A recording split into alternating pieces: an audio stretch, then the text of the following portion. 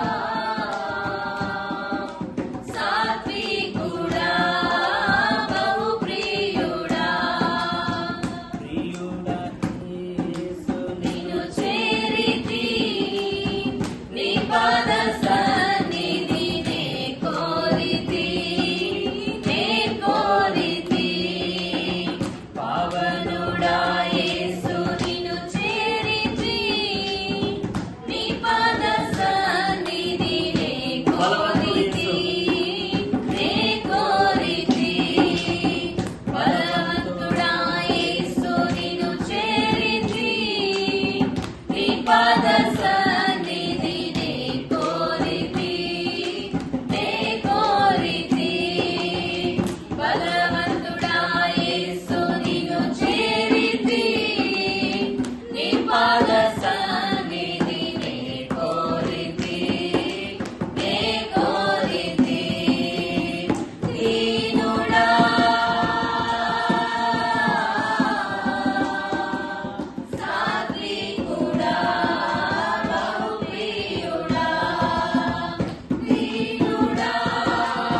చదవాలి.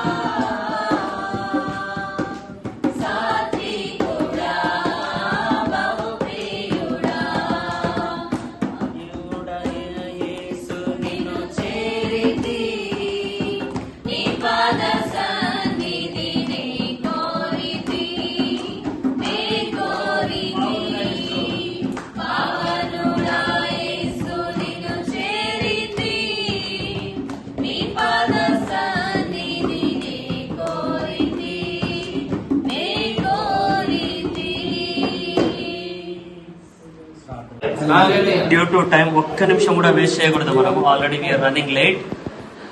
ఆల్రెడీ మనం లేట్ అవుతున్నాం కదా అజయ్ అనా కదా, ఆల్రెడీ సెల్ఫ్ లేట్ లో ఉన్నాం. మీరు ముందే ఇచ్చారు. సరే వాక్యం ఇద్దామా, కొంతసేపు వాక్యం చదువుకుందాము. ఎక్కడున్నా, ఏ కొండ పైన ఉన్నా, ఏ గుట్ట దగ్గర ఉన్నా, ఏ చెట్టు కింద ఉన్నా అందరూ చెవులున్న వాళ్ళు వినుగాక అని అపోస్తల అని ప్రకటన గ్రంథంలో రాయబడి ఉంది పలు చోట్ల. సంఘానికి దేవుని వాక్కు చెప్పు మాట ఏమిటంటే చెవులున్నవాడు. సో మన అందరము దేవుని సంఘము, మనకందరికీ చెవులున్నాయి. సో మనం అందరము వింటున్నాము. హల్లెలూయా, హల్లెలూయా.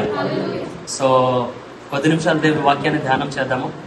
బైబిల్ స్టడీగా అందరం చదవడానికి టైం మనకు కొంచెం షార్ట్గా ఉంది కారణంగా అందరము ఎవరిది వాక్యం వెళుతున్న కొద్దీ, మనం డిస్కషన్ చేస్తున్న కొద్దీ మీరు చదువుకోండి. అండ్ తప్పిపోయిన గొర్రె గురించి మాట్లాడాలి అని తలంపించాను, అని ప్రేరేపించబడ్డాను. సో ఈరోజు మనము ద లాస్ట్ షిప్ గురించి డిస్కస్ చేద్దాం, షేర్ చేద్దాము, స్టడీ చేద్దాము, ధ్యానం చేద్దాము అండ్ నేర్చుకుందాం. ఆమేన్, హల్లెలూయా. సో అందరం బైబిల్ తెరుద్దామా? లూకా సువార్త 15వ అధ్యాయము 4 నుండి 7 వచనాలు అందరం కలిసి చదువుదాం. లూకా సువార్త 15వ అధ్యాయము 4 నుండి 7 వచనం. నీ కొడుకు ఇప్పుడు వర్షిప్ నుంచి చూస్తున్న వాడు యాక్టివ్గా ఉండు. దానికంటే ముందు టచ్ మీ నాట్ ప్లాంట్ ఉండే చూడన్న, టచ్ మీ నాట్ ప్లాంట్ అలా ఉండేవాడు. అరే అక్కడ కింద తల పెట్టుకున్న మా జాయ్ లాగా, అరే లేదు అన్న దగ్గర తప్ప, ముట్టుకుంటే ముడుచుకుంటారు అన్నట్టు. ఇప్పుడు వాడు ఆడుకుంటారు. ఓకే, అందరు బైబిల్ తెరిచారా? చదువుదాం. 1 2 3 స్టార్ట్. మీలో ఏ మనుషునికైనాను 100 గొర్రెలు, సారీ లూకా 15వ అధ్యాయం 4 నుండి 7.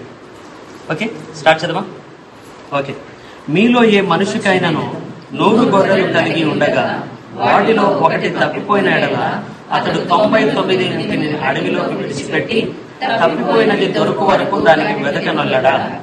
అది దొరికినప్పుడు సంతోషంతో దానిని భుజము మీద వేసుకొని ఇంటికి వచ్చి తన స్నేహితులను, పొరుగు వారిని పిలిచి, మీరు నాతో కూడా సంతోషించుడి, తప్పిపోయిన నా గొర్రె దొరికెనని వారితో చెప్పాను కదా. అటువలే మారు మనసు అక్కర లేని 99 మంది నీతిమంతుల విషయమై కలుగు సంతోషము కంటే మారు మనసు పొందు ఒక్క పాపి విషయమై పరలోక ముందు ఎక్కువగా సంతోషము కలుగును. హల్లెలూయా, హల్లెలూయా. మారు మనసు లేని 99 నీతిమంతులు వాళ్ళ దగ్గర ఉండి దేవునికి మహిమపరచడం కంటే,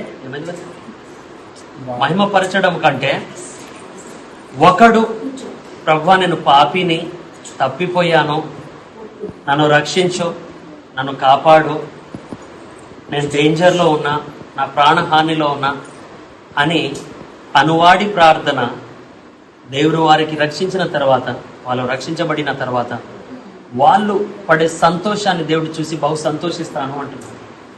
సో కొన్ని విషయాలు ఇక్కడ ధ్యానం చేద్దాము. ద లాస్ట్ షిప్ అని మనకు అందరికీ తెలుసు. ఒక వ్యక్తికి ఎన్ని గొర్రెలు ఉండే అంట? 100 గొర్రెలు ఉండే. 100 షిప్స్, 100 గొర్రెలు ఉండే. రోజు తీసుకెళ్తాడు పొలానికి, మళ్ళీ ఇంటికి తీసుకొస్తాడు. అయితే కౌంట్ చేస్తున్న సమయంలో ఒకటి తక్కువ ఉండే, 99 ఉండే, ఒకటి తప్పిపోయింది. కాపరి అందరికి సమానమైన భోజనమనే ఇచ్చాడు, సమానమైన కాపుదలనే ఇచ్చాడు, సమానమైన సహాయమనే చేశాడు, సమానమైన షేపడింగ్, ప్రొటెక్షనే చేశాడు. కానీ ఒక గొర్రె ఎక్కడో కిటికీలో నుంచి బయటికి చూసి, పచ్చదనాన్ని చూసి, నాకు అక్కడ వెళ్తాను అని అనుకొని బహుశా ఆ మైదానం వైపునో లేదంటే ఆ పచ్చదనం వైపునో ఆ అట్రాక్షన్ ఏదైతే తనకు కనబడ్డదో అటువైపున వెళ్ళిందేమో. బహుశా తన లెక్కలో ఒకటి తక్కువ వచ్చిందని కాపరికి అర్థమైంది. ఎక్కడ పోయింది ఈ గొర్రె అని కాపరి ఆలోచిస్తుంటే, అన్నీ ఉన్నాయి కదా, ఈ ఒకటి ఎటు పోయిందంటే ఎక్కడో తప్పిపోయి ఉండొచ్చు గొర్రె అని ఆలోచించాడు. తప్పిపోవడము అంటే ఇమాజిన్, ఈ మధ్యలో మనకు ఒక పెద్ద న్యూస్లు వస్తున్నాయి. కాలంలో గల్లీలో ఎవరో మూటాలు వస్తున్నారు, పిల్లలకి ఎత్తుకెళ్తున్నారు, ఆ మధ్యలో వీడియోస్ పంపించారు, మనకు ఫొటోస్లు వచ్చారు భయంకరంగా. ఇమాజిన్ 5 నిమిషాలు మన పిల్లలు ఆడుతూ కనబడకపోతే మన పరిస్థితి ఎలా ఉంటుంది? ఫీలింగ్ ఏం స్టార్ట్ అవుతుంది ఒకసారి చెప్పండి. ఇప్పుడు ప్రాక్టికల్గా మన ఫ్యామిలీ మెంబర్స్ ఉన్నాము, అక్కడ నువ్వు చెప్పక ఒక 5 నిమిషాలు వాడు కనబడకపోతే మీ ఫీలింగ్ ఎలా ఉంటుంది? భయము. ఎటువంటి భయము? భయం. దేర్ ఆర్ లాట్ ఆఫ్ అన్ని వచ్చేస్తాయి, న్యూస్ చూసినా అన్ని మన మైండ్లో వచ్చేస్తాయి కదా. చాలా మొన్న మావాడు చిన్నాయన వెంబడి వెళ్ళిపోయాడు. మా చిన్నాయన ఇంటికి వెళ్ళిపోయాడు. మా చిన్నాయన ముందుకు వెళ్తుండు, ఆయన చూసుకోలేదంట. పాపను ఎత్తుకొని మా చిన్నాయన మా తమ్ముని కూతురికి ఎత్తుకొని వెళ్తుంటే వీడు వెనకెళ్ళే. అమ్మాయి అంటే వీడికి కొంచెం ఎక్కువ ఆడిపిస్తుంటాడు మా తమ్ముని కూతురికి. వెంట వెళ్ళిపోయాడు. మేమంతా వెతికాము. నార్మల్గా వాడు మా అక్క ఇంటికైనా, తమ్ముని ఇంటికైనా, ఇంకో తమ్మునికి ఇంటి అయినా, మన బిలివర్స్ ఇంటికైనా వెళ్తాడు, లేదంటే పైన సాల్మోన్ రాదండి. ఎక్కడ లేడు, మొత్తం వెతికేశాం. ఫుల్ భయము. నేనేమో ఆ టైంలో ఎక్కడ మీ ఇంటికాడే సంతు దగ్గరకు వచ్చా. అక్కడ అభికి ఏదో నీడ్ ఉందని అన్న పంపిస్తే నాకు కార్ వేసుకొని ఎమర్జెన్సీ అక్కడ వచ్చా. సంతు ఫోన్ చేసి ఏమంటే బయటికి పరిగెత్తుకుంటూ వచ్చి, నేను ఆమెకు పిలిస్తే ఆమె నాతో వస్తుందేమో అని నేను అనుకుంటే ఆమె నీకు ఇద్దరు వచ్చి, అన్న డాడీ ఎమ్మటే ఫోన్ చేయమన్నాడు, సొలొమోన్ కనబడట్లేడంట అంటే నీతో ఏమైనా వచ్చా ఎమ్మటే ఫోన్ చేశాను. మైండ్లో అన్నీ తిరిగిపోయింది నాకు. అందరి ఇంట్లో చెక్ చేసేసరికి మా బాబాయ్ ఇంటికాడ ఉంటాడని మర్చిపోయా. మైండ్లో ఏం తిరుగుతుంది నాకు, చిన్న డౌట్ కాదు, అరే మా రోడ్డు పైన ఇల్లు, వీడు తక్కువ బయటికి ఎప్పుడు నా మైండ్లో ఇదే వస్తుంది, ఇద్దరు పిల్లలు ముగ్గురు పిల్లలు, ఏమో శోధకుడు ఏదైనా చేయవచ్చు అని, ఎవరైనా ఎత్తుకెళ్ళిరేమో, ఎవరైనా తీసుకెళ్ళిరేమో, ఎవరైనా దాపెట్టేశారేమో, ఒకే భయము. ఆ భయము దాపెట్టడం కంటే ఎక్కువగా ఇంకా నా కొడుకు నాకు దొరకడేమో, నా బిడ్డలకి ఎవరైనా తీసుకెళ్తుండ్రేమో, ఇంకా తప్పిపోయాడు అనగా హోప్ లేదు, హోప్ ఉండదు ఆ వ్యక్తి విషయంలో. ఒకసారి మనం పోగొట్టుకున్నామంటే దొరుకుతుందో లేదో అనే భయము మనకి. వాడు ఎమ్మటే దొరకగానే ఎమ్మటే అక్కడ ఉండు అంటే ఒక సైడ్ ఫుల్ కోపము, ఇంకో సైడ్ తెలియనిది ఒక గొప్ప సంతోషం. అందరం తిట్టుకున్నాం ఇంట్లో, నా అమ్మ పైన ఉండొచ్చు, అమ్మ నా పైన ఉండొచ్చు, నేను వాళ్ళ పైన, నువ్వెందుకు చూడలేదు. కానీ విషయం ఏంటంటే వాడు దొరికినప్పుడు అమ్మో ఇంకోసారి మిస్టేక్ చేయకూడదురా బాబు అని అనుకుంటాం, ఈ తప్పు ఇంకోసారి చేయకూడదు అని అనుకుంటాం. అది పిల్లల విషయంలో అయినా కానీ, మనకు వాల్యుబుల్ ఏదైనా వస్తువులు ఉంటే ఒక్కసారి అది కనబడకుండా పక్కన ఎక్కడైనా పడిపోతే అది దొరికిన తర్వాత ఎంత సంతోషిస్తాం మనము.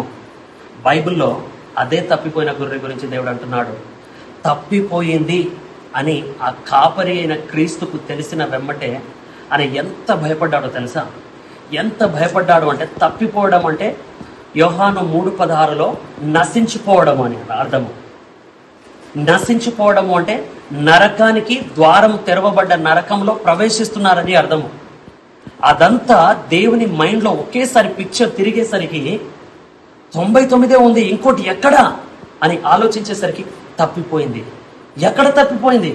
అరే ఎడారిలో ఉందా, కొండల్లో ఉందా, లోయల్లో ఉందా, గుట్టలో ఉందా, ఎవరైనా తోడలోచి ఎత్తుకెళ్ళిందా, ఏంటి గొర్రె పరిస్థితి అని కాపరి పరిగెత్తడం మొదలుపెట్టాడు. కాపరి వెతకడం మొదలుపెట్టాడు. కాపరి అరవడం మొదలుపెట్టాడు. కాపరి మొత్తం ఎక్కడ ఉందని తను మొదలుపెట్టిన ప్రాంతం నుండి సాయంత్రం వచ్చేంత మొత్తం వెతికాడు. ఎందుకు? ఎక్కడ చిక్కుకుందో, ఏ తోడెల మధ్యలో ఉందో, ఏ హానికరంలో ఉందో అని. యేసు ప్రభు కూడా నశించిపోతున్న ఆత్మల పట్ల అదే భయపడుతున్నాడు. అదే డేంజర్ విషయంలో తనకు తాను బాధపడుతూ, ఎక్కడ నా బిడ్డ, ఎక్కడ ఏ విధంగా తొలగిపోయారు, ఏ విధంగా నశించిపోతున్నారు అని. ఈ గొర్రెల కాపరి గొర్రె కోసం ఎలాగైతే ప్రయాసపడ్డాడో, పరిగెత్తాడో, యేసు ప్రభు కూడా ఈ భూమి పైన నశించిపోతున్న ఆత్మల గురించి పరిగెత్తుకుంటూ రావడానికి కారణం ఇదే అట. నశించిపోతున్నారు అనే మాట దేవుడు ఆయన తీసుకోలేడట. ఎందుకు? ఒకవేళ ఏదైనా దెబ్బ తాకితే గాయమును బాగు చేయగలుగుతాడు, అరే నా బిడ్డని లేపి బాగు చేయగలుగుతాడు. లేదంటే ఆయన చిన్న చిన్న బాధలు లేదంటే కష్టాలు ఉన్నాయంటే దేవుడు బాగు చేయగలుగుతాడు. కానీ ఒక్కసారి దేవుడి సంఖ్యలో నుండి తప్పిపోయారు అంటే దేవుడు బాగా బాధపడుతూ ఉంటాడంట. ఇన్ఫ్యాక్ట్ ఇంకో మాటలో దీన్ని డీప్గా మనం ఆలోచన చేస్తే, ఒక కాపరి 99 గొర్రెలను విడిచిపెట్టి మళ్ళీ కొండల్లో గుహల్లో ప్రయాణం చేశాడు అంటే ఆ కాపరి తన జీవితాన్ని కూడా రిస్క్లో పెట్టి వెళ్ళాడు. అక్కడ ఆయనకు కూడా ప్రమాదం ఉండొచ్చు, అక్కడ ఆయనకు కూడా రిస్క్ ఉండొచ్చు. యేసు ప్రభు ప్రమాదం ఉందని తెలిసి కూడా సిలువను మోయడానికి సిద్ధపడి వచ్చాడు. అయితే నేను ఏం చెప్పాలనుకుంటున్నానంటే, ఈ రాత్రి మనము 99 గొర్రెల వలె సంతోషంగా ఉండొచ్చేమో, కానీ మన కుటుంబంలోనే ఎవరో ఒకరు లెక్క తప్పిపోతూ ఉంటున్నారు. సంఘాల్లో ఉండొచ్చు, కుటుంబంలో ఉండొచ్చు, మన వీధుల్లో ఉండొచ్చు, మన ప్రాంతాల్లో ఉండొచ్చు. నాకేం తక్కువ ఉంది, నేను దేవుని నమ్ముకున్నా, ఇంట్లో ప్రార్థన జరుగుతుంది, మంచి లైఫ్ ఉంది, పిల్లలు ఉన్నారు, ప్రార్థన ఉంది, అన్నీ ఉంది. కానీ దేవునికి అన్నీ ఉన్నా కూడా తన సింహాసనాన్ని విడిచిపెట్టి భూమిపైకి రావడానికి కారణము, ఆ సంతోషాన్ని, ఆ మహిమను, ఆ తన సర్వాన్ని విడిచిపెట్టి కిందికి రావడం కారణము ఒక గొర్రెగా మనం ఎక్కడో తప్పిపోయినందున ఈ తప్పిపోయిన వారిని మరలా తీసుకురావాలి, మరలా నా తండ్రి దగ్గర 100 లెక్కలో వీళ్ళకు ఉంచాలి అనే ఉద్దేశంతో ఆయన భూమిపైకి వచ్చాడు. కానీ మన అందరికీ తెలుసు, భూమిపైన రారాజుగా వచ్చాడా? అడుగడుగున హింసలు పొందాడు, అడుగడుగున అవమానం భరించాడు. ఆకలి, ఇబ్బందులు, కష్టాలు, శోధన, మనిషిలాగానే ఆయన ప్రతి వేదనను అనుభవించాడు. కానీ ప్రతి వేదన, ప్రతి సమస్యలో ఆయన ఒక గొప్ప జవాబిచ్చాడు. నిన్ను సృష్టించిన నీ దేవుడని యెహోవాను మాత్రమే నువ్వు సేవించాలి అని ఎడారిలో అపవాది శోధించినప్పుడు దేవుడు చెప్పిన మాట. ఈరోజు మనం తప్పిపోకుండా ఉండాలి అంటే, దేవుని లెక్కలో మనం కరెక్ట్ నిలబడి ఉండాలంటే, మన జీవితంలో దేవుని వాక్యం అనునిత్యం నిలబడి ఉండాలి. కాపరి అనే భయం ఉండాలి. కాపరి చూస్తున్నాడు, కాపరి నా చుట్టూ ఉన్నాడు. నేను అటు చూసినా ఇటు చూసినా, వెళ్ళాలనుకున్నా, నేను తప్పిదములు చేసినా మరలా నా కాపరి నన్ను దండిస్తాడు, గద్దిస్తాడు. కనుక నేను ఆయన మార్గంలోనే వెళ్ళాలి అని మనం తలంచి యేసు మనకు బయలుపరిచిన మాటలు వెళ్ళడం చాలా ప్రాముఖ్యమైనది. హల్లెలూయా. అందుకే 5వ వచనంలో అది దొరికినప్పుడు సంతోషంతో దాని తన భుజము మీద వేసుకొని ఇంటికి వచ్చి తన స్నేహితులను పొరుగు వారిని పిలిచాను. ఒక్కసారి ఆ కాపరి ప్రమాదంలో ఉన్న గొర్రెపిల్లను తీసుకొని భుజము పైన మోసుకున్నప్పుడు ఆ గొర్రెపిల్ల ఎంత సంతోషపడి ఉండొచ్చు కదా. అరే, నేను ముళ్ళ పొదల్లో కాదు, శత్రువుని యొక్క చేతిలో కాదు, కానీ నా భయము నేను తప్పిపోయానే అనే భయము నుండి నాకు విడుదలను కలిగించుటకు నా కాపరి వచ్చాడు. ఇన్ఫ్యాక్ట్ రావడమే కాదు, కానీ ఆయన భుజము పైన నన్ను మోసుకొని పోతున్నాడు. ఈరోజు యేసు ప్రభు నీకు నాకు అనునిత్యము శోధనలో ప్రవేశించకుండా, మనమందరము శోధనలో ప్రవేశించబడకుండా తన వాక్యమే మనకు కంచెగా ఉంచి, ఆయన వాక్యము మన పాదాల కింద వెలుగుగా పరిచి మనకు వాక్యము పైన నడిపిస్తున్నాడు. బయట దేశంలో బ్రెజిల్లో నేను చూశాను, కొన్ని పెళ్లిలో ఇది ఒక సిస్టమ్ ఉంటుంది. బ్రెజిల్లో పెళ్లి కూతురు పెళ్లి కొడుకు నడుచుకుంటూ వచ్చినప్పుడు కింద వాక్యం పెడతారు, ఒక్కొక్క పేపర్లో ప్రింట్ చేసి వాక్యం పెడతారు కాలు కింద. ఇక తన జీవితం వాళ్ళు ఏం సిస్టమో ఏ విధంగా నాకు తెలియదు, కానీ చూసా ఒక వీడియోలో వాక్యం పై నుంచి నడిపించుకుంటూ వస్తా. అప్పుడు నేను అడిగాను, దేవుని వాక్యం మనకు దీపమై ఉంటుంది కదా, నూతన లైఫ్, నూతన జీవితము, నూతన ప్రారంభము. సో తన జీవితానికి వాక్యమే వెలుగుగా ఉండాలి అనే ఉద్దేశంతో పెడతాము. దానిపై నుంచి ఆయన వాక్యం పై నుంచి నడుస్తూ వెళ్తుంటారని. కానీ అది ఎంత మటుకు కరెక్టో లేదో నాకు తెలియదు, కానీ దేవుని వాక్యం అంటుంది ప్రాక్టికల్గా నువ్వు నడిచే ప్రతి ప్రాంతంలో నీ పాదాలకు రక్షణగా నా వాక్యమే నీకు స్లిప్పర్గా ఉంటుందని చెప్పేసి దేవుని వాక్యం అంటుంది. నువ్వు నడుచు ప్రతి ప్రాంతంలో, నువ్వు వెళ్ళు ప్రతి ప్రాంతంలో ఏ అపాయం ఉన్నా నువ్వు భయపడకు. నువ్వు ఎక్కడ అడుగు పెట్టినా నీ అడుగు కింద నా వాక్యం ఉంటుంది. ఆ వాక్యమే నేను. అందుకే నా అపోస్తలుడైన పేతురుకి అంటాడు, నువ్వు నా సంఘాన్ని ఎక్కడ కడతావంటాడు? ఎక్కడ కడతావంటాడు? చెప్దామా అందరము? ఎక్కడ? బండ మీద. You will build my church on the rock. Strong బండ మీద. ఆ బండ ఎవరో కాదండి, క్రీస్తు. దేవుని వాక్యము. అపోస్తలుడైన పేతురుకి ఎప్పుడో అంటాడు, నేను నా పైన నువ్వు సంఘాన్ని కడతావు పేతురు అంటాడు. ఈరోజు క్రీస్తు ఆ రాయి అయి ఉన్నాడు మన జీవితంలో, వాక్యమై ఉన్నాడు మన జీవితంలో. మనం నశించిపోవడానికి ఏమాత్రము అవకాశం లేకుండా దేవుడు తన దూతలను మన చుట్టూ ఉంచి, తన సన్నిధిని మన చుట్టూ ఉంచి, మన కాళ్ళ కింద తన వాక్యాన్ని ఉంచి వెలుగుగా ఆయన మనకు నడిపిస్తున్నాడు. అయినను కొన్నిసార్లు మన కుటుంబాలలో ఒకరో ఇద్దరో మనం తప్పిపోతూ ఉంటుంటాము. అలా సంఘంలో కొన్ని ఫ్యామిలీస్ వీక్గా ఈరోజు ఎందుకున్నాయి? ఫ్యామిలీస్లో ఒకరు ఇద్దరు ఎందుకు బలహీనంగా ఉన్నారు? 100% సక్సెస్ఫుల్ ఫ్యామిలీ అనేది ఎవరికంటాము? 100%గా ఇంట్లో అందరూ కాంట్రిబ్యూషన్ జరిగినప్పుడు, అందరూ కలిసి పని చేసుకున్నప్పుడు, అందరూ సంతోషంగా ప్రార్థన చేసుకున్నప్పుడు 100% రిజల్ట్ అంటాం. లేదంటే ఇంట్లో అందరం ఉన్నాము, 5గురికి 5 వాటాలు ఇచ్చి పని చేసుకుని రామని తండ్రి చెప్పాడు అనుకో. 5గురు పిల్లలకి, ఇంట్లో ఉన్న 5గురు పిల్లలకి నాన్న ఒక టాస్క్ ఇస్తాడు.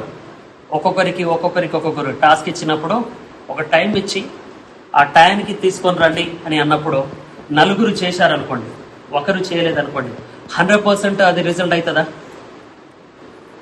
80% అవుతుంది. 2 చేయలేదనుకోండి 60% అవుతుంది. 3 చేయలేదనుకోండి 40% అవుతుంది. 4 చేయలేదనుకోండి 20% సక్సెస్ అవుతుంది. అంటే 100% రేట్ ఎప్పుడు వస్తుంది? 5గురు పిల్లలు హోంవర్క్ చేసుకొని లేదంటే నాన్న ఇచ్చిన పనిని చేసుకుని వచ్చినప్పుడే 100% రేట్ వస్తుంది. అలాగనే కుటుంబంలో ఒకరు ప్రార్థన చేసి మిగతా వాళ్ళు ప్రార్థన చేయము, ఇక కుటుంబం అంతా కాపాడబడుతుంది, హెల్దీగా ఉంటుంది, 100% సక్సెస్ అవుతుంది అంటే కాదు. కుటుంబంలో 100% అందరూ ఇన్వాల్వ్ అవ్వాలి, అందరూ ప్రార్థన చేయాలి, అందరూ బైబిల్ చదవాలి, అందరూ మందిరానికి వెళ్ళాలి, అందరూ దేవుని కార్యాలు చేయాలి. కానీ ఈరోజు నేను పడుకుంటా, మా అమ్మ ప్రార్థన చేస్తుంది, లేదంటే ఈరోజు నేను పని చేయను, మా నాన్న పని చేస్తాడు, లేదంటే ఈరోజు నేను ప్రార్థన చేయను, వాక్యం చదవను, మా భార్య చదువుతుంది, భర్త చదువుతాడు, పిల్లలు చదువుతారు. అది కాదు. Contribution has to be done with every one. ఎందుకు? రక్షణ అనేది వ్యక్తిగతము, కుటుంబం ఫ్యామిలీ ప్యాకేజ్ కాదు. సాల్వేషన్, రక్షణ అనేది వ్యక్తిగతము, ఎవరి రక్షణ వారికే. అలాంటప్పుడు ఇప్పుడు ఈ ఇంటికి పెద్ద మనిషి అమ్మ అనుకోండి, అమ్మ తను ముందు నమ్ముకుంది, ఆ తర్వాత మీరు ఏజ్ వైజ్ చూసినా కూడా మనం ముందు నాన్న నమ్ముకున్నాడు, ఆ తర్వాతనే మేము. అలా చూసుకుంటే నాన్న ముందున్నాడు, అమ్మ ముందుంది, తను ప్రార్థన చేస్తే కుటుంబం అందరం రక్షించబడతామా? ఫ్యామిలీ ప్యాకేజ్ షేరింగ్ ఉండదు రక్షణలో. తను ప్రార్థన చేసేది తన కుటుంబం సంరక్షణ కోసం ప్రార్థన చేసేది కాపాడుతుందేమో, కానీ పరలోక రాజ్యానికి వెళ్ళాలి అంటే ఎవరి ప్రార్థనే వారికి నిత్య జీవానికి మార్గం. హల్లెలూయా. అందుకనే ఈ ఒక్క గొర్రె 99 బాగుంది కదా, ఆ 99 ప్లాన్స్ కాస్త 100కి కవర్ చేయవచ్చు కదా అని అనుకుంటే కాదు, ఆ ఒక్కటే ప్రాముఖ్యమైనదని దేవుడు పరిగెత్తాడు. ఇండివిజువాలిటీ. అందుకే ఒక కుటుంబ సక్సెస్ సంఘములోనైనా ఆత్మీయ జీవితంలో అయినా ఎప్పుడైతుందంటే కుటుంబం అందరూ కలిసి కాంట్రిబ్యూషన్ చేసినప్పుడే, కుటుంబం అందరూ కలిసి బైబిల్ చదివినప్పుడే, కుటుంబం అందరూ కలిసి ప్రార్థన చేసినప్పుడే, కుటుంబం కలిసి అందరూ మోకరించి దేవునికి స్తుతించినప్పుడే 100% ఫ్యామిలీ రేట్ అనేది వస్తుంది. అప్పుడే 100% దేవుని కార్యాలు జరుగుతాయి. అప్పుడే 100% దేవునికి స్తుతి నైవేద్యములు మనం అర్పించగలుగుతాము. కానీ ఒకరు చేశారు అందరికీ కప్పబడుతుంది అంటే కష్టము.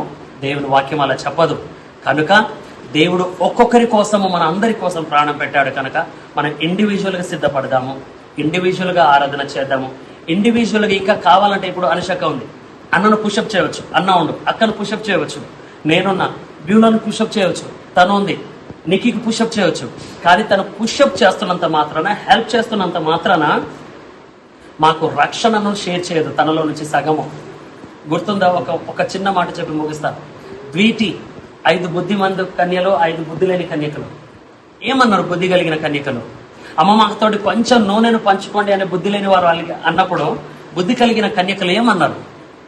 సారీ, నువ్వంటే చాలా ఇష్టం, నీకోసం ఏదైనా చేస్తా, కానీ నేను ఈ వీటిలో నుంచి కొంచెం నూనెను నీకు ఇచ్చేస్తే నేను గృహాన్ని చేరుకోలేను.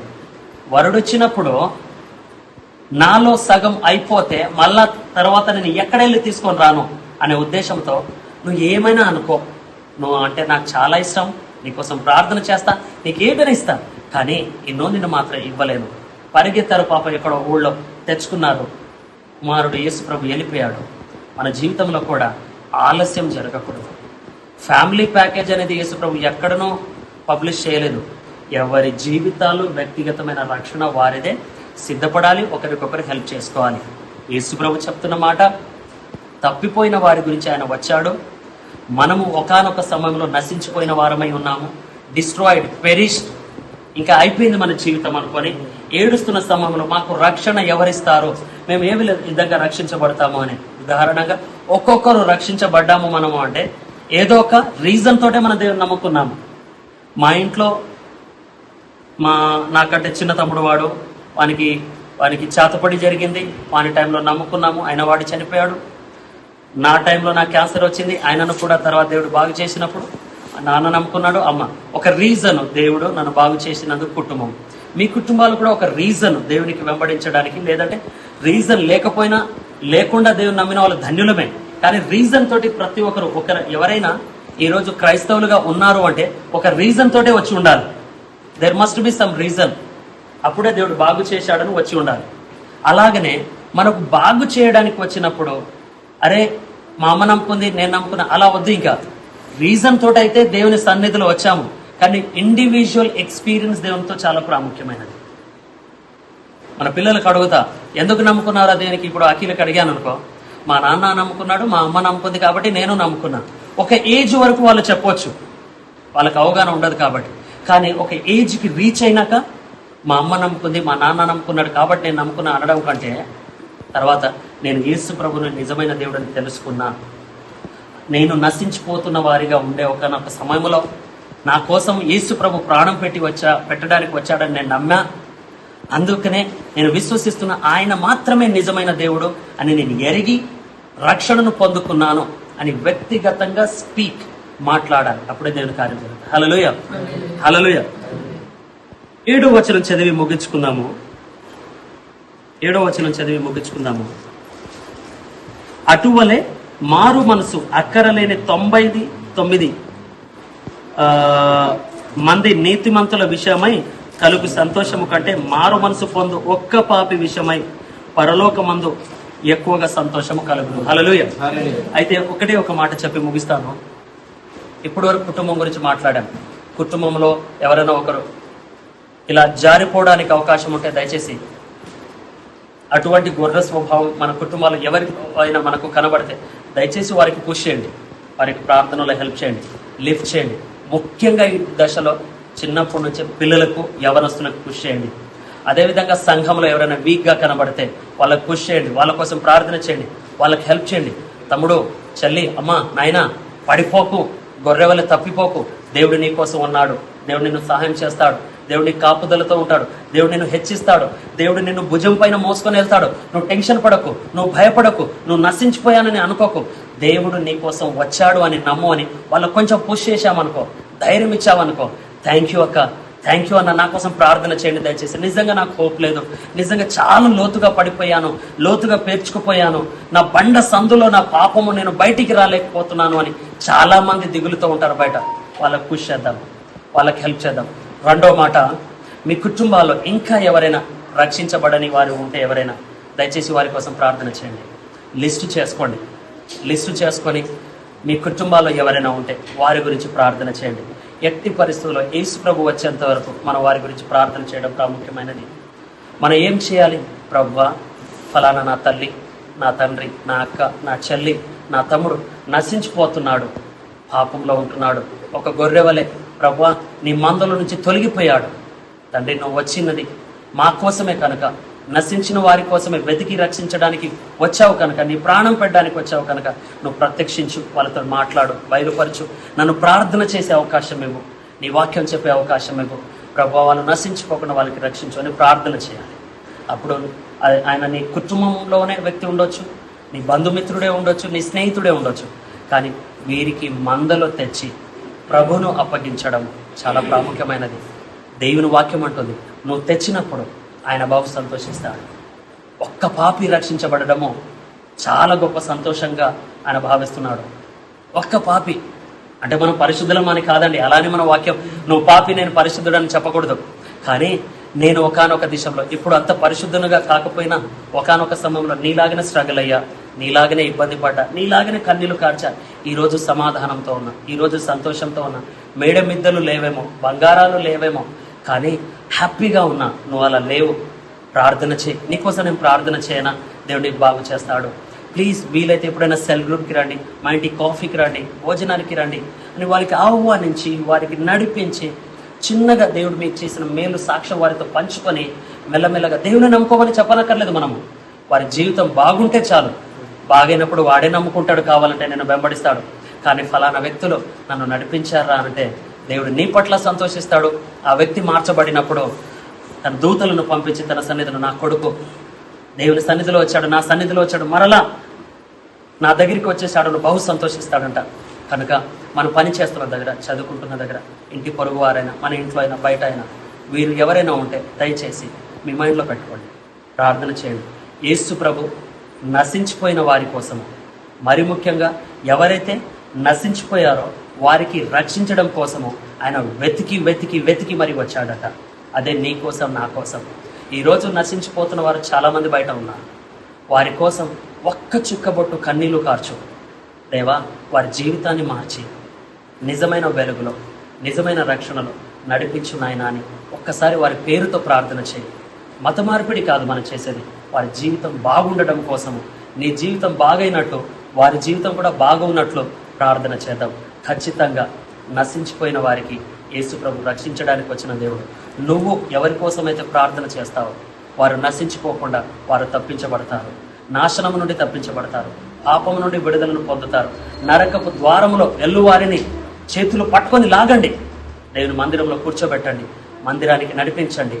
వాళ్ళు నరకంలో వెళ్లకుండా కాపాడబడతారు. మన కుటుంబంలో ఏం చేయాలి? మళ్ళీ నరకంలో వెళ్ళబడుతున్న వారు రక్షిస్తారు. కానీ మనం క్రైస్తవులో ఉండి అనుదినం ప్రార్థనలో అనునిత్యం 100%గా ప్రార్థన చేయాలి. ఒకరిద్దరు అందరు కలిసి, చిల్డ్రన్స్ ఉన్న అందరూ కలిసి దేవునికి ఆరాధన చేయగలిగితే 100% రిజల్ట్ వస్తుంది. 100% దేవుని కార్యాలు జరుగుతాయి. హల్లెలూయా, హల్లెలూయా. దేవుడి వాక్యం దీవించునుగాక. అందరం మోకరించుకుందాము, ప్రార్థన చేద్దాము. గత వారాలు మన కుటుంబం గురించి మాట్లాడుతున్నాం. కుటుంబాల గురించి నశించిపోతున్న వారు ఉన్నారో నీకు తెలుసు. వారి కోసం ప్రార్థన చేయి. రాత్రి దేవుడు నిన్ను వాడుకుంటాడు, వారి జీవితంలో నిన్ను బలపరుస్తాడు. దేవుడు ఈ రాత్రి వారి గురించి తప్పిపోకుండా, మరచిపోకుండా ప్రార్థన చేయండి దయచేసి. హల్లెలూయా, హల్లెలూయా. ప్రార్థన చేస్తున్నాము. దేవుడు ఒక దినము అతుపోయిన బదులక దేవుని సన్నిధి మనకు తెలియక విడిగా తిరిగాము. తిండి కరకు గొర్రె మళ్ళీపోయినట్టు అనేక ఆలోచన కొరకు, స్నేహం కొరకు, బంధం కొరకు మనం తొలగిపోయినాం. అప్పుడు దేవుడు మన దగ్గరికి వచ్చి ఆయన పెట్టి అరస్తో బాధపడుతూ అరణ్యములో కన్నీరు కారుస్తున్న గొర్రె కొరకు దేవుడు వెళ్ళాడు. మన ఊరిలో, మన ప్రాంతంలో ఇలాంటి వాళ్ళు ఎవరైనా ఉన్నారా? వారి కొరకు మనం ప్రార్థించాలి. చాలా మంది ఎందుకు నేను తప్పిపోయానని నా కొరకు వాక్యం చెప్పారని అంటారు. మన కొరకు కాదు, మనలో ఉన్న, మన కుటుంబంలో ఎవరైనా తప్పి ఉన్నారా? వారి కొరకు ప్రార్థన చేయటమే క్రీస్తు ప్రేమ. హల్లెలూయా, హల్లెలూయా. ప్రభువా, ఒక్క రోజు మా జీవితం ఇలాగనే ఉండేది. ఈ గొర్రె కంటే హీనంగా ఉండేవాళ్ళం ప్రభు. కానీ ఈ రోజు నీ పరిశుద్ధాత్మతో నింపబడ్డాం ప్రభు. నీ శక్తి మాలో ఉంటుంది ప్రభు. మేము దీవించబడ్డాం ప్రభు, మేము ఆశీర్వదించబడ్డాం ప్రభు. ఎందుకంటే నీ రక్తంలో కడగబడినాం కాబట్టి. ఇంకా మేము పాపులము కాము, క్రీస్తు ప్రేమలో ఉన్నాము, కృపలో ఉంటున్నాం కాబట్టి. ఎవరైనా మా కుటుంబంలో ప్రభు, ఎవరు కాదు ప్రభు, చాలా మంది ఉన్నారు ప్రభు. మా కుటుంబంలో అయితే అందరు ఉన్నారు ప్రభు. ప్రభు అని చిత్తం అయితేనే ప్రభు సన్నిధిలో లేని వాళ్ళని ఒక్కసారి రాత్రికి పోయి మాట్లాడండి. నేనే మార్గమును, సత్యమును, జీవను, నా ద్వారా ఎవరు ప్రభులో వస్తారో వాళ్ళు రక్షించబడతారని ప్రభు ఒక్కసారి మాట్లాడమని ప్రార్థన చేస్తున్నాను. మా ఊరిలో మాట్లాడండి, మా ప్రాంతంలో మాట్లాడండి ప్రభు, బంధువులో మాట్లాడి, మిత్రుల్లో మాట్లాడండి ప్రభు. గొర్రె లాంటి జీవితం ఎవరైనా ఉన్నారా ప్రభు? మేత కొరకు తప్పిపోయిన గొర్రె. మా ప్రజలు ఎవరైనా త్రాగుబోతులు ఉన్నారా? పాపంలో ఉన్నారా? శాపంలో ఉన్నారా? విగ్రహంలో ఉన్నారా? ప్రభుని చిత్తం అయితే 99 విడిచిపెట్టి ఒక్క గొర్రెని తీసుకొని భుజాల మీద ఎత్తుకొని వచ్చి స్నేహితుని పిలిచి, మా ప్రభు ఇగో బ్రతికి వచ్చిందని మళ్ళీ ప్రభు వారి కొరకు సంతోషించారు. అందరూ సంతోషించారు. ఆదివారం దాకా ఒక్క కుటుంబమైన గొర్రె లెక్క ఈ సంఘంలో కలిసేటటువంటి శక్తిని ఇవ్వమని ప్రార్థన చేస్తుంది. ప్రతి దురాత్మ శక్తులని బంధించమని ప్రార్థన చేస్తుంది. పరిశుద్ధాత్మ శక్తిని కుమ్మరించమని ప్రార్థన చేస్తుంది. లేక ప్రభు, మా జీవితంలో ఏదైనా తప్పిపోయిన గొర్రె లెక్క మేము ఎక్కడైనా ఇంకా ఎనికి పడి ఉంటున్నాము. ఇంకా మా కొరకు నువ్వు రావు ప్రభు, కానీ మేమే సరి చేసుకోవాలి. నీ సన్నిధి మాలో ఉంది ప్రభు, నీ పరిశుద్ధాత్మ మాలో ఉంది, నీ వాక్యం మాలో ఉంది. కాబట్టి దీవించండి. కుమారుడైన ప్రభు వంశుని బట్టి, ప్రభు తల్లిని బట్టి, వారిచ్చిన సత్యమని బట్టి, బిడ్డలను బట్టి ప్రార్థన చేస్తున్నాను. నేను నా ఇచ్చి వారును యెహోవాను మాత్రమే సేవిస్తాను. సేవించే సర్వజ్ఞానానికి దయచేయండి ప్రభు. యాకోబుతో మాట్లాడుతున్నాం ప్రభు, ఎవరికైనా జ్ఞానము కొలువైన నన్ను అడగలేదు, నీకే అడుగుతున్నాం ప్రభు. తల్లి దగ్గర జ్ఞానం వ్యర్థము, తండ్రి దగ్గర జ్ఞానం వ్యర్థము, మా జ్ఞానం వ్యర్థము. క్రీస్తు జ్ఞానం కావాలని ప్రార్థన. తండ్రిని చిత్తమైతే పరిశుద్ధాత్మతో నింపండి ప్రభు. అయ్యా నీ కుమారుడు ఆశపడ్డ దానికి తృప్తి పరచండి ప్రభు. తూర్పి నీటి వరకు ఎన్ని ఊర్లో ఎంత ప్రాంతం పరిగెత్తుందో ప్రభు, సరిపోయినంత నీళ్ళని దానికి ఇచ్చలేదు. నీ కుమారుని, నీ కుమార్తెని, వారికి కావలసిన వారి తల్లి ప్రార్థన నెరవేర్చమని ప్రార్థన చేస్తున్నాం. క్రీస్తు నామములో ఇది కలుగును గాక. మేమందరూ ఆ గొర్రెని చూసి సంతోషించినట్టు ఈ కార్యాన్ని చూసి సంతోషించబడును గాక. ప్రభువాని కృపాకరికర కాపుదల దయచేయండి. ఇక్కడ వచ్చిన బిడ్డల్ని, మమ్మల్ని, మా కుటుంబానికి ప్రత్యేకమైన సన్నిధిలో దినదినము అభివృద్ధి పొందే శక్తిని దయచేయమని. మళ్ళీ ఆ గొర్రె ప్రభు ఎప్పుడు తప్పిపోయినని లేదు. ఒక్కసారి తెలిసి తెలియక పచ్చటి ఆకు కొరకు ఎనికిబడిపోతే మళ్ళీ బుద్ధి వచ్చిన తర్వాత ఎప్పుడు ఎనికిపోలే ప్రభు. ఆ 99 గొర్రెల మధ్యన ఉంటుంది ప్రభు. ఇగో ఈ కుటుంబ ప్రభు నిశ్చిత్తం అయితే ప్రభు సన్నిధిలో మధ్యన ఉండాలి, దీవించబడాలి, ఆశీర్వదించబడాలి, కృప పొందాలి. మహిమ ఘనత ప్రభావాలు ఆశీర్వదించబడాలి. మన రక్షకుడైన యేసు క్రీస్తు అతి శ్రేష్టమైన నామాన్ని బట్టి అడిగి వేడుకొంచున్నాను తండ్రి. పరమ తండ్రి అయిన దేవుని ప్రేమయు, మన రక్షకుడైన యేసు క్రీస్తు కృపా కనికరము కాపుదల కూడిన బిడ్డల్ని, ఈ కుటుంబానికి పరిశుద్ధాత్మ సదాకాలంతో నడిపించుగాక.